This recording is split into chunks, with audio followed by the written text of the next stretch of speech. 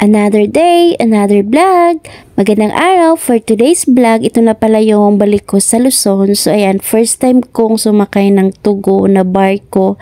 So ayan guys, andito na ako sa port ng Butuan by Nasipit. So ayan. So kung gusto nyo palang malaman kung paano ako nag-book, ayan, online book ako guys. So ipapakita ko sa screen. So ayan guys, ayan, punta lang tayo sa Google. Ayan, search natin sa Google. So, ayan guys, nandito na tayo sa Google and search natin is Tugo Travel. Ayan, Tugo Travel ito. Natin. So, ito yung lalabas guys, tugo.com.ph. So, ito yun. And then, ito yung lumabas. And then, X muna natin to. So, home. So, dito online booking. Dalakway sa BXU or Butuan Nasipit. So, ayan. Dito siya, guys. So, ito, i-click ko siya. And then, destination is Manila. Then, departure. Yung departure is January. So, halimbawa, pupunta kayo ng January 22. So, ito yung i-click nyo. Ayan. So, passengers, only one. Then, i-book now nyo na siya. Ganon. Lagay mo pala 1 passenger. Kung madami naman kayo, so lagay mo 2, 5. So, yan. And then, book now. So, very easy lang mag-book. And then, may lalabas na dyan na kung ano ang pipiliin nyo. Is Mega Value Class, Tourist Class, Cabin 4, and then, so, ngayon guys is, ano na siya, 3 na lang ang available. Yes, 3 na lang available ngayon, guys. So, pag wala na siyang available, may ano kasi, super class, may ganun.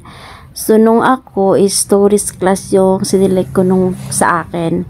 So, nag-select ako ng tourist class. So, 2886 siya. Din may amount dito, naging 37 na siya. Ang difference lang sa tourist class or sa cabin 4 is iba yung ano nila guys, iba yung bed na kumot, yung unan ng kulay, and then may ano siya, may curtains, then may lagayan din siya dito guys. May lagayan siyang iba. So magka same lang siya, pero may ano lang yung higaan, bed niya, at saka may tabon yung may cortina. So ayun lang guys, then continue nyo na. Then, after ma-continue, so may i-fill up lang kayo nyan, guys. Yan. Continue natin. Ayun. So, agree mo lang. Yan. Agree mo siya. So, pipilapan nyo lang dyan, guys. Your last name, first name, middle initial, gender, age, ganon. So, continue. After yun, continue. So, magbabayad na kayo through GCash. Meron ding Maya. Meron din bank. So, yan. Hanggang dito lang ako mag-ano, guys. Kasi hindi naman ako aalis. Tapos na siya. So, pinapakita ko lang yun sa'yo. So, ito yun siya is tugo.com.ph. So, ayan guys, back naman tayo. So, ayan. So, ngayon guys, ay pinapila lang kami at saka yung gamit namin ay pinaseparate para i-check by aso lang ang mag-check, inaamoy lang nila. So, pinapalayo lang kami. So, para siguro hindi na hassle na magbukas-bukas. So, aso na lang ang nag-check. So, and guys, at that time, so, I'm very excited na yan. Kasi, ayan, first time kong sakay ng Tugo and then medyo tagal-tagal pa siya. So, ayan guys. Ikaw, madali mo alsa sa imong gamit. Sa taas.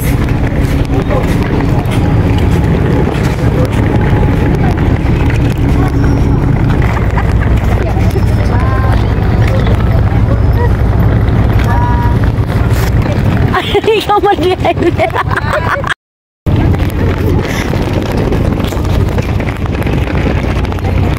Ay, Diyos ko. Ikaw malay mo kadala sa kung ano mo ang bagid sa taas.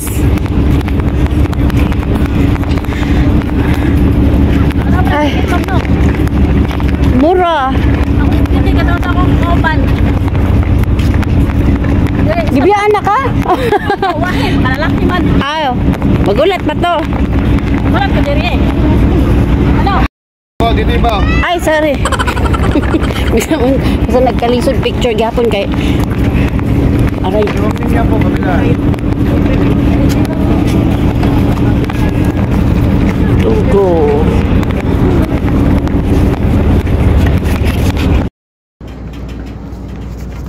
Ma'am, diretso na po tayo sa taas. Doon na lang natin yung ito. Ito nga po. Dito lang muna tayo. Dito lang tayo. Sige. Uy, kad. Bugat ba yan yung buhang?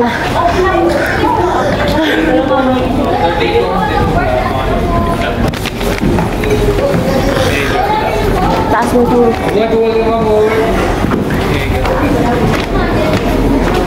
Taas mo itong ilungan eh. Lisngag. Number 40.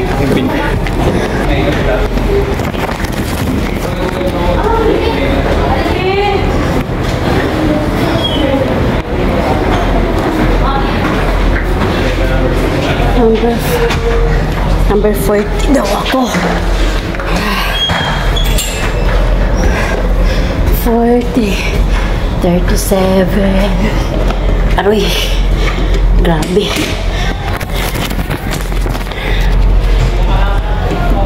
37. Dayon. Sa Malidere.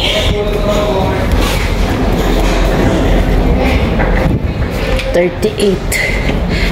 39. 40. Ayun, diri ko. Sunod na ko din eh. Aray.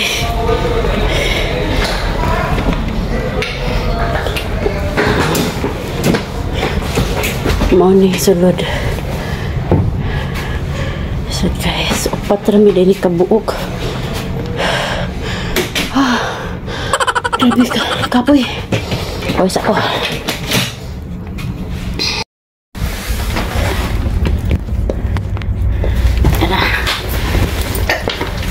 Ano guys? Yung bagay.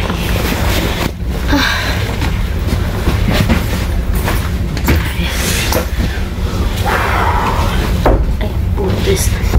Magpapapay sa diri ba?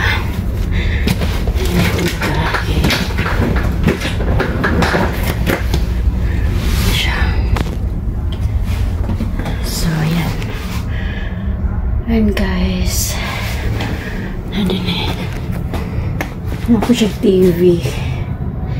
O, upat siya kabuok. Pero marag ako pa isa din eh. Kasi kauban ako ane. So, ayan. So, din ako guys. O, kauban. Wala na akong bagay. Wala na feel na akong uyog. So, first time, diri. Ano na kung na-signal ba? Pero kayo na ko kayo ulit siya sa sulod. See you. Oh guys, rosa ko. Ay, sorry. CR. So guys, ito pala yung view ng tourist class na room. So and guys, anyways guys, hindi na ako dun sa room 40. Lumipat pala ako dito sa room 43. Kasi ayan, nakipagpalit yung kasama ko para magkasama sila yung jowa niya. So ayan, pumayag naman ako kasi ayaw ko din doon sa taas. So finally, so after ko naayos yung gamit ko sa kwarto, so umikot naman ako dito sa pantry nila or sa canteen. So ito pala yung main grocery nila guys. So ayan, so meron din silang mga ano dito, mga souvenirs. Ayan, ito yung souvenirs guys, made from Miniso.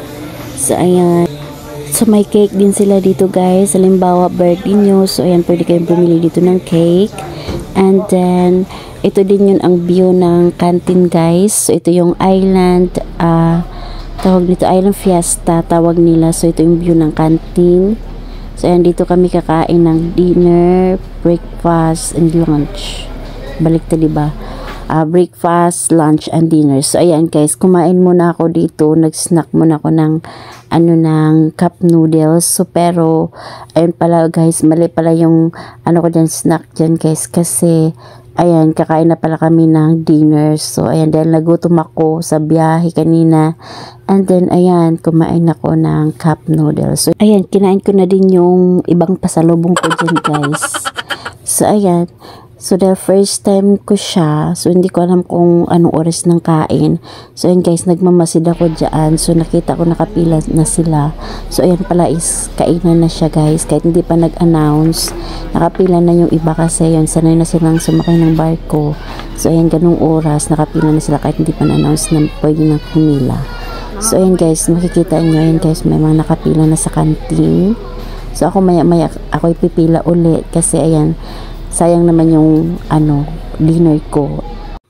So ayan na guys, kahit busog ako, so pumila ako ulit kasi baka hindi na ako mabigyan mamaya. So ayan, ito na pala yung dinner namin. So ayan, kain po tayo.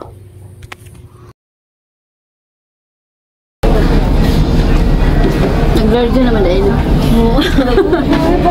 Nilihok naman ako, Siguro na. Gabi, mangga, dali ko. Tibok adlaw ba?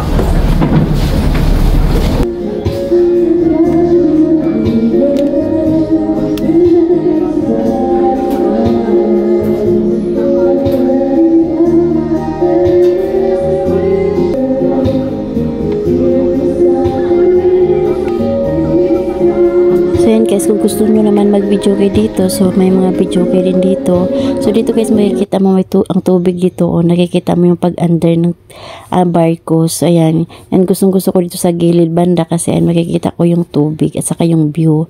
So advice ko lang din guys, kung first time kayong sumakay ng barko, so daladalhin nyo yung mga importanteng gamit nyo kung saan kayo aalis.